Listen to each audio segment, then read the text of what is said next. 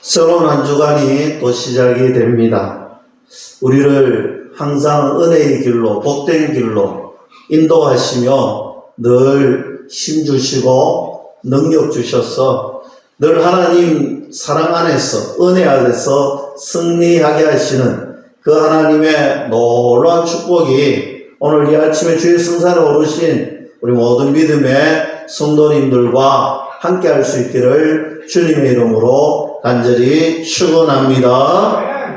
지난 주간에 우리가 하나님의 정말 말씀 믿음대로 살아가는 것 얼마나 중요한지에 관하여서 우리가 함께 말씀을 나누었습니다. 특별히 12장 말씀을 다시 한 번 더 우리가 봉독해 드렸는데, 오늘 하나님께서 귀한 하나님의 계획과 섭리에 맞추어서 하나님께서 귀한 왕을 세우시고 또 귀한 말씀대로 이루어지시는데, 오늘 그 말씀에 민감하게 반응하지 못하고 믿음으로 때를 기다리지 못했던 그 이유 때문에 오늘 이스라엘은 두 나라로 분리가 되는 장면을 보게 됩니다.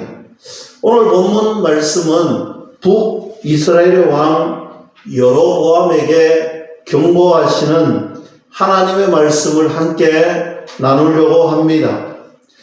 오늘 지난주에 살펴본 대로 여로보암은 사람들이 예루살렘으로 제사하러, 예배하러 가는 것을 굉장히 불안해했습니다. 이유는 단순합니다.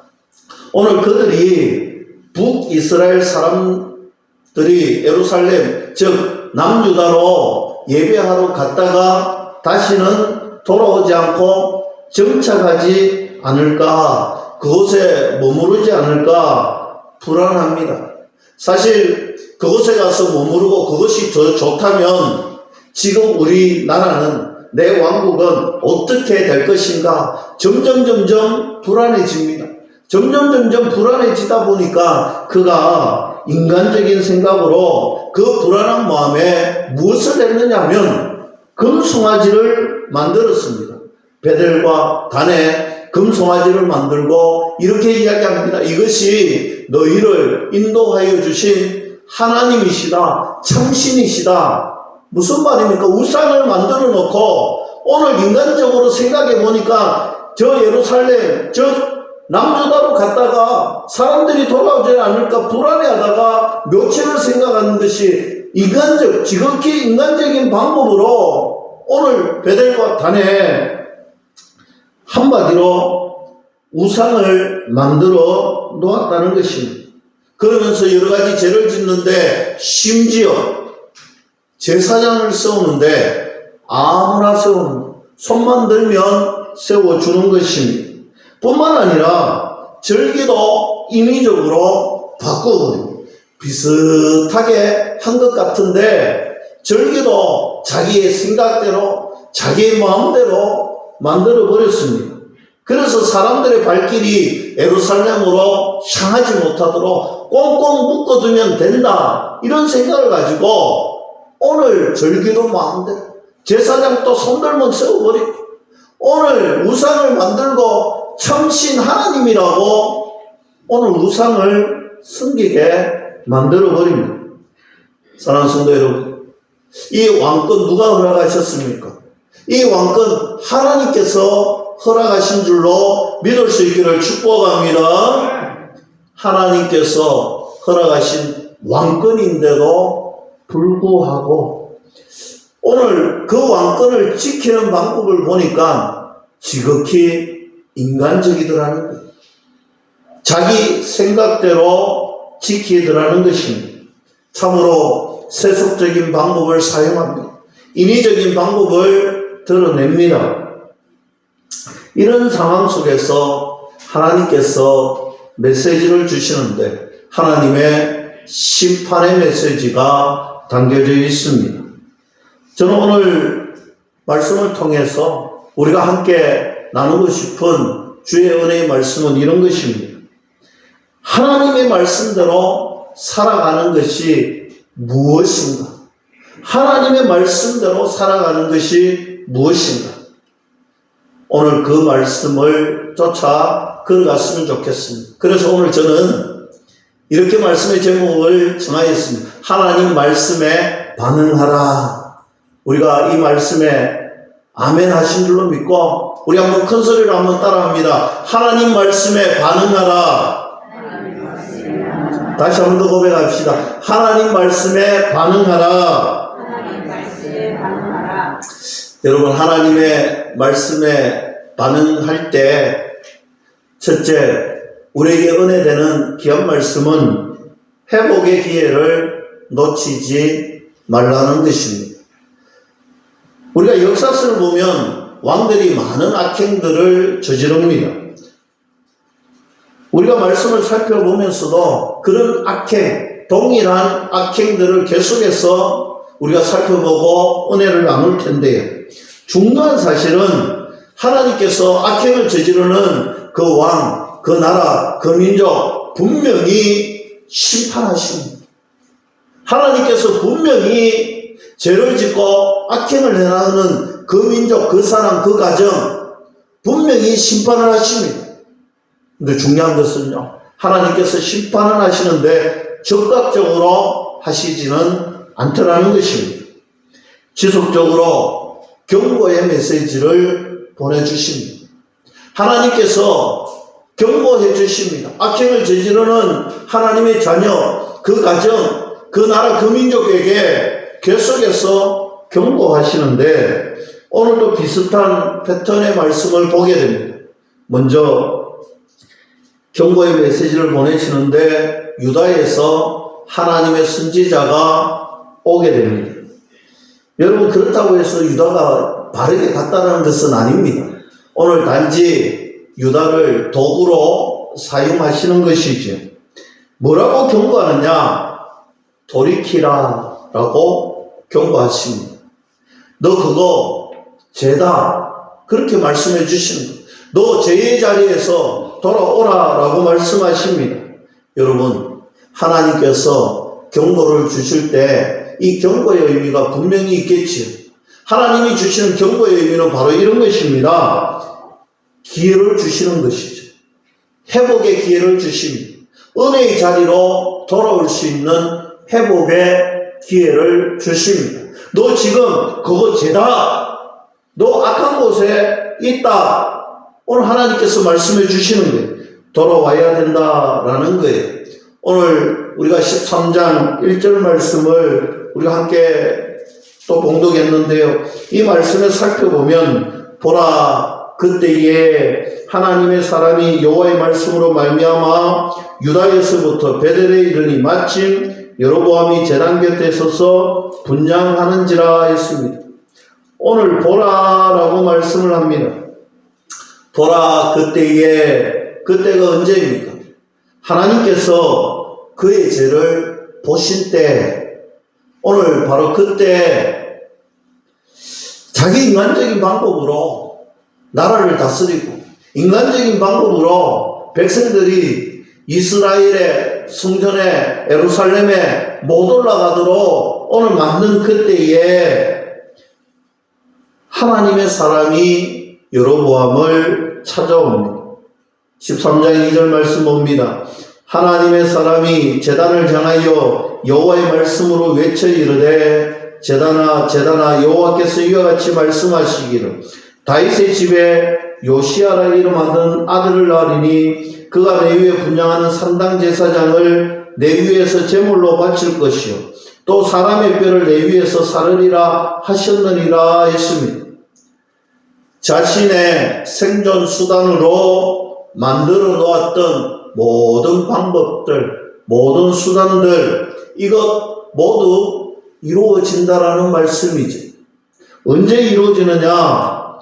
여러분, 300년이 지난 후에 열왕기상 23장에 가면 이 사건이 기록되어 있습니다. 요시아 통하여서 개혁이 일어나면서 이 말씀은 이루어집니다. 성취가 됩니다. 그런데 여러분, 지금 이 말씀을 들었던 이 현장에 여로보암의 입장이 되면 한번 생각해 보세요. 여러분들이 여로보암의 입장이 되어서 한번 생각해 보세요. 하나님의 선지자가 말하는 이 내용이 어떻습니까? 굉장히 자존심 상하고 불쾌하고 굉장히 짜증이 납니다. 기분 나쁜 그런 모습이 이 현장의 모습이 아니겠습니까? 그래서 그가 보인 반응이 무엇이냐? 그를 잡아 죽여라는 거예요. 그를 잡아서 죽이라는 거예요. 굉장히 짜증나는 말투로 그를 잡으라는 거예요. 사랑하는 성도 여러분, 그랬더니 왕의 손이 말라버립니다. 그를 잡으라고 명했더니 왕의 손이 말라버립니다. 하나님의 역사가 일어났습니다. 왕의 손이 말랐다는 것은 어떤 의미가 있습니까? 여러분들가 쓰고 있는 이 인간적인 방법, 인간적인 수단, 이 모든 것들이 하나님께서 잘못됐다라고 말씀하고 있는 거예요. 뿐만 아니라 이 손은 여러분 수단으로 해석이 되잖아요.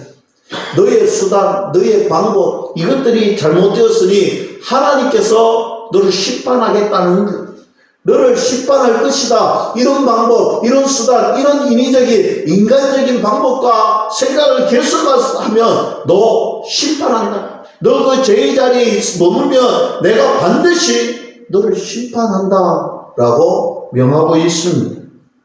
사랑하는 성도 여러분, 하나님을 대적하는 방법과 하나님을 대적하는 수단은요, 하나님께서 반드시 실패하게 하시는 것입니다. 반드시 망하게 하시는 것입니다. 사랑하는 성도 여러분, 여러분들이 혹여나 여러분들의 나그네 인생의 삶에 있어서 조금이라도 인간적인 방법, 인간적인 수단을 동원했다면 여러분, 그것은 실패할 확률이 너무나 큽니다. 하나님께서 허락하시지 않기 때문입니다. 13장 5절 말씀에 하나님의 사람이 여호와의 말씀으로 보인 징조대로 제단이 갈라지며 제가 제단에서 쏟아진지라 했습니다. 제단이 갈라지며 제단에서 쏟아진다. 하나님의 말씀이 그대로 이루어지고 있는 현장이지. 여러분, 이 현장을 바라보면서 여로보암의 반응이 어땠는가? 그가 마음을 돌이킬 생각이 전혀 없더라. 13장 6절 말씀입니다. 왕이 하나님의 사람에게 말하여 이르되 청하건대 너는 나를 위하여 내 하나님 여호와께 은혜를 구하여 내 손이 다시 성하게 기도하라. 하나님의 사람이 여호와께 은혜를 구하니 왕의 손이 다시 성하도록 증거같이 되리라 했습니다. 여러분, 오늘 본문 6절 말씀에 왕의 표현에 여러분 집중하셔야 됩니다. 여러분, 이 왕의 표현에 그 어디에도 여로보암의 하나님은 없습니다. 나의 하나님이라는 신앙의 고백 또한 없습니다. 여러분, 우상에게 이미 마음을 빼앗겨버리면요, 하나님을 찾지 않습니다. 우상에게 마음을 줘버리면요, 하나님에게 줄 마음이 없다라는 거예요. 그런데 진짜 중요한 것은요, 하나님에게 줄 마음이 없고 우상에게 오로지 마음을 빼앗겨버렸던 그가 지금 하나님을 두려워하고 있습니다. 우상에게 마음을 빼앗겼지만 하나님을 두려워합니다. 그래서 더 이상 하나님을 찾을 이유도 하나님을 섬길 이유도 없었던 그가 무서우니까 하나님을 찾기는 찾되 다른 사람의 믿음을 통하여서 하나님을 찾는 것입니다. 사랑하는 성도 여러분, 이 말씀이 왜 중요하냐면요, 이 말씀이 어떻게 보면 바로 저와 여러분들의 현실상에 나타나는 영적인 모습일 수도 있기 때문입니다. 우리의 영적인 모습이 이럴 수가 있습니다. 하나님을 만나야 되는데, 내가 하나님께 고백해야 되는데, 나의 아버지, 나의 하나님, 그 하나님을 만나고 그 하나님께 부르짖고 그 하나님께 고백해야 되는데 여로보암의 불신앙, 이 모습이 어떻게 보면 저와 여러분들의 모습이 아닐까 생각해 봅니다. 우리 하나님께 부르짖지 못하고 하나님을 만나지 못하는 삶. 그럼에도 불구하고 우리 하나님께서는 이런 여로보암의 불신앙의 모습에도 불구하고 오늘 다른 사람의 믿음을 통하여서 구하였더니 하나님께서 그의 손을 회복시켜 주시더라. 이것이 오늘 본문의 말씀이지. 여러분, 하나님께서 회복시켜 주신 그런 진짜 이유가 무엇일까 생각해 보아야 되잖아요. 그것은요, 하나님께서 그 죄의 자리에서 돌이키기만 돌이키면 된다. 회개하고 죄의 자리에서 돌아오면 된다. 회복된다. 하나님께서 너의 손도 회복시켜 주신 것처럼 하나님께서 너의 삶도, 너의 믿음도, 너의 신앙생활도 반드시 내가 회복시켜 줄게. 네 마음만 돌아오면, 네 마음만 먹으면, 네가 죄의 자리에서만 돌아오면 내가 회복시켜 줄게. 내가 너의 믿음의 자리로 굳건하게 세워줄게. 이것이 하나님의 마음입니다. 북이스라엘도 지금 북이스라엘이 하나님 앞에 큰 범죄를 하잖아요. 인간적인 방법으로 오늘 죄의 자리에 있습니다. 우상을 세워놓고 오늘 예루살렘으로 못 가게 합니다. 그 발을 묶어 두고 있습니다. 그리고 온 백성, 온 민족이 죄를 짓습니다.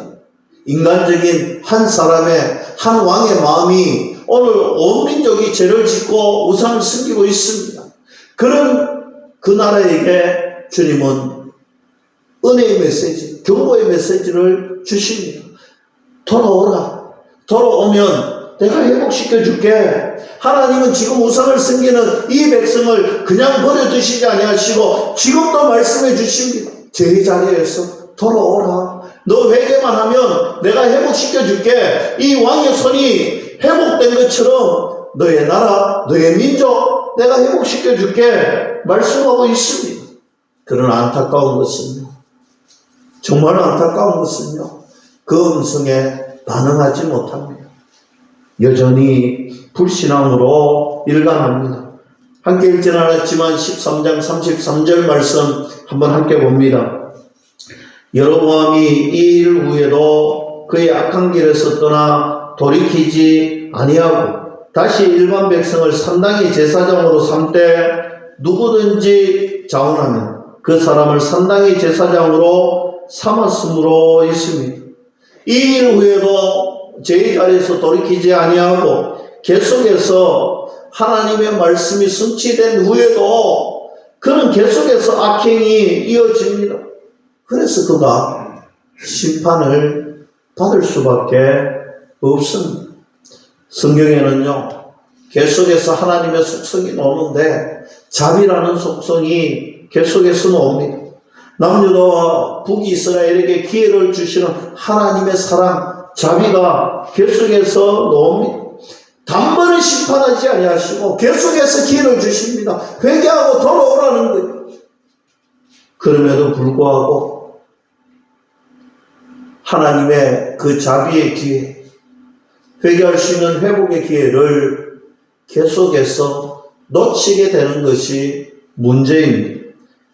그래서 사람들은요, 뒤늦은 후회를 합니다. 뒤늦은 후회 속에서 이렇게 고백합니다. 하나님 왜 우리에게 기회 주시지 않고 이렇게 우리를 심판하십니까?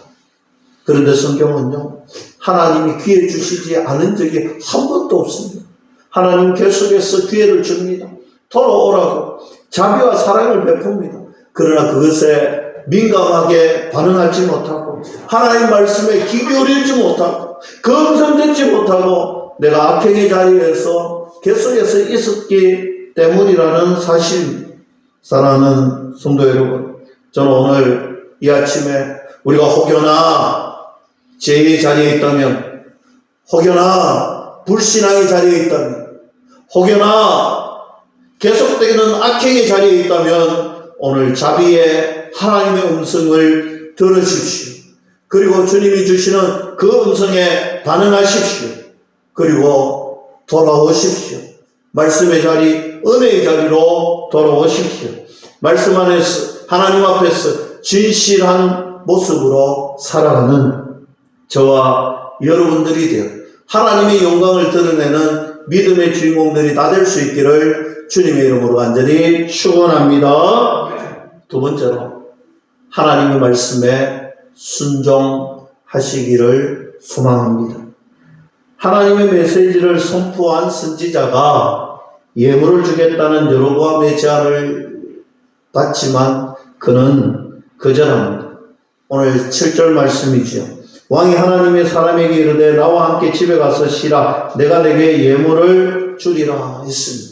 여로보암은요 아주 단순합니다. 오늘 이처럼 기적을 행하고 이적을 행했던 참 누가 봐도 능력 있는 사람을 자기 곁에 두면 이 사람이 함께하면 나의 왕권이 굳건해지고 내가 참 좋을 것 같으니 가서 예물을 줍니다. 나와 함께 교제하자는 거예요. 그러나 오늘 선지자는 거절하지요. 당신 집에 절반을 주더라도 나는 절대로 하지 않겠다. 8절 말씀에 나옵니다. 하나님의 사람이 왕께 대답하되 왕께서 왕의 집 절반을 내게 준다 할지라도 나는 왕과 함께 들어가지도 아니하고 이곳에서는 떡도 먹지 아니하고 물도 마시지 아니하리라 했습니다. 한마디로 하나님을 배반하고 우상을 섬기는 그 왕, 그 가정에 내가 절대로 가지 않겠다는 거예요. 절대로 교류하지 않겠다는 거예요. 너의 재산 절반을 줘도 나는 우상을 섬기는 악한 삶이 있는 그곳에 가지 않겠다는 것입니다. 거절하고 믿음으로 선포하고 베델을 떠납니다. 여기까지는 참 괜찮습니다. 참 좋은 것 같습니다.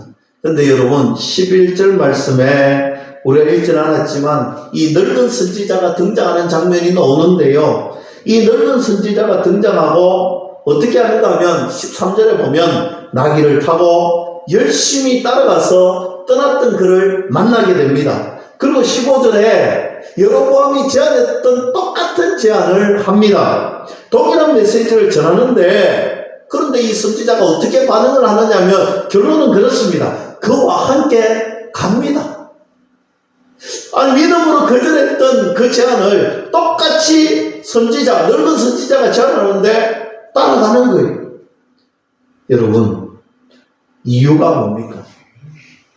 이유는요 영적인 민감함을 지니지 못했기 때문에 그렇습니다. 왕의 제안은 이렇습니다. 대놓고 내가 하는 것은 죄다. 오늘 대놓고 죄임을 보여줍니다. 그래서 망설이지 않습니다. 죄의 자리를 떠날 수 있었어요. 죄의 자리를 떠날 수 있었지만 오늘 늙은 선지자가 와서 하는 방법은 똑같은 제안을 했는데 여러분 어떻게 접근을 했느냐 하면 나도 선지자야. 나도 선지자인데 그리고 이 선지자의 마음에 무장해제를 시킵니다. 여러분 이게 사탄이 우리를 공격하는 방법입니다. 사탄은요 내가 사탄이다. 내가 마귀다. 이것이 죄다. 이렇게 절대 접근하지 않습니다. 우리를 무장해제 시킬 때는요 아주 친근하게 접근해서 우리의 마음을 속이는 거예요. 18절 말씀에 그 방법이 나옵니다. 선지자의 의도가 잘 드러납니다. 제가 공독해 드릴게요. 그가 그 사람에게 이르되 나도 그대와 같은 선지자 천사가 여호와의 말씀으로 내게 이르기를 그를 내 집으로 데리고 돌아가서 그에게 떡을 먹이고 물을 마시게 하라 하였느니라 하니 이는 그 사람을 속입니다. 여러분 이는 그 사람을 그 선지자를 속입니다. 정확하게 말씀하고 있습니다. 무장해제 시켜놓고 동일한 메시지를 전하는데 여러분 속일 목적을 가지고 그렇게 접근을 하니 하나님의 선지자가 속임에 넘어갔습니다. 사탄이 바로 이렇게 합니다. 내가 죄다라고 접근하지 않고 무장해제 시켜놓고 비슷하게 다가와서 똑같은 것처럼 다가와서 오늘 죄의 자리로 속여 데리고 가더라는 것입니다. 19절에 이에 그 사람이 그와 함께 돌아가서 그의 집에서 떡을 먹으며 물을 마시니라. 무슨 말입니까? 이제 영적 타락이 동일한 범죄를 저지르라는 거죠. 죄와 타협해버렸습니다. 죄의 자리에서 함께 해버렸습니다. 물들어버렸습니다. 유다에 온 이 선지자가 하나님의 말씀만 붙들고 하나님 말씀에만 순종하고 하나님 말씀에만 민감하게 반응했으면 이겼을 텐데, 오늘 비슷하게 속이는 사단의 유혹, 사단의 계략에 빠져버리고 그곳에 넘어가 버리고, 여러분 이것은요 방심의 결과지. 우리가 신앙생활하고 믿음생활하고 30년, 50년, 60년, 여러분 우리 신앙생활의 연수가 많다고 해서 방심하면 사단은요 대만에 우리를 속이고 넘어뜨립니다. 여러분 우리 주변에 신천지가 그렇잖아요. 우리 주변에 참으로 많은 이단들이, 참으로 많은 사람들이 다가와서 광명한 천사처럼 우리를 유혹하고 마치 우리와 함께하는 그런 사람인 것처럼 여러분 방심하게 만들고 우리를 속입니다. 선지자의 결말은 집으로 돌아가는데 결국 죽게 됩니다. 본문 말씀은 바로 왕에 대한 경고의 메시지를 주신 후에 이 선지자의 죽음으로 마무리가 되지요. 보세요. 핵심은 똑같습니다. 하나님 말씀에 민감하게 반응하지 않고 하나님 말씀에 순종하지 않는 그 영혼은 결국 죽는다는 거예요. 여러분 이 말씀에 아멘이십니까? 여러분 가슴 속에 이 말씀이 다가오십니까? 하나님 말씀에 반응하지 못하고 하나님 말씀에 순종하지 못하면 하나님이 우리에게 경고하시고 또 경고하시고 또 경고하시는데 그 말씀에 반응하지 못하면 결국 죽는다는 거예요. 사랑하는 성도 여러분, 왕이 그랬습니다. 하나님의 경고에도 불구하고 그 경고의 말씀을 무시하고 자기 뜻대로, 자기의 고집대로, 자기의 생각대로, 자기 멋대로 살다가 결국 망한 인생이 되는 것입니다. 사랑하는 성도 여러분, 말씀을 맺겠습니다. 오늘 성경 말씀은 분명하게 우리에게 말씀하고 있습니다. 하나님의 말씀이라면 온전한 믿음으로 순종으로 반응하라. 하나님의 말씀이라면 무조건 아멘, 아멘. 그 하나님의 말씀이라면 적극적으로 순종해라. 하나님의 말씀이 우리 인생 가운데 나타날 때 적극적으로 반응해야 하는 것입니다. 우리 가운데 넘어지게 하는 세상의 유혹이 있습니까? 한번 살펴보세요. 친근한 것들로, 사소로운 것들로 그 자리에 사단의 공격이 있을 것입니다. 분명히 기억해야 될 것입니다. 죄는, 사탄은, 마귀는 내가 죄다, 내가 마귀 사탄이다 절대로 이렇게 다가오지 않습니다. 그랬다면 우리는 항상 승리했겠죠. 우리가 실패하고 넘어지는 것은요 절대로 그렇게 다가오지 않는다는 것입니다. 우리가 날마다 넘어지는 내용들을 살펴보세요. 그곳에 사탄의 공격이 있었고 그곳에 사탄의 속임이 있었습니다. 우리를 속이고 착각하게 하고 친근하게 만드는 것들, 오늘 그 죄성 가운데 하나님 말씀 경고의 메시지가 뜬다면 적극적으로 반응하시고 적극적으로 순종하시고 하나님 말씀 잘 붙들고 세상에 어떤 유혹에도 넘어가지 않고 믿음을 지키고 승리하는 저와 여러분들이 될 수 있기를 주님의 이름으로 간절히 축원합니다. 기도하겠습니다. 하나님 아버지,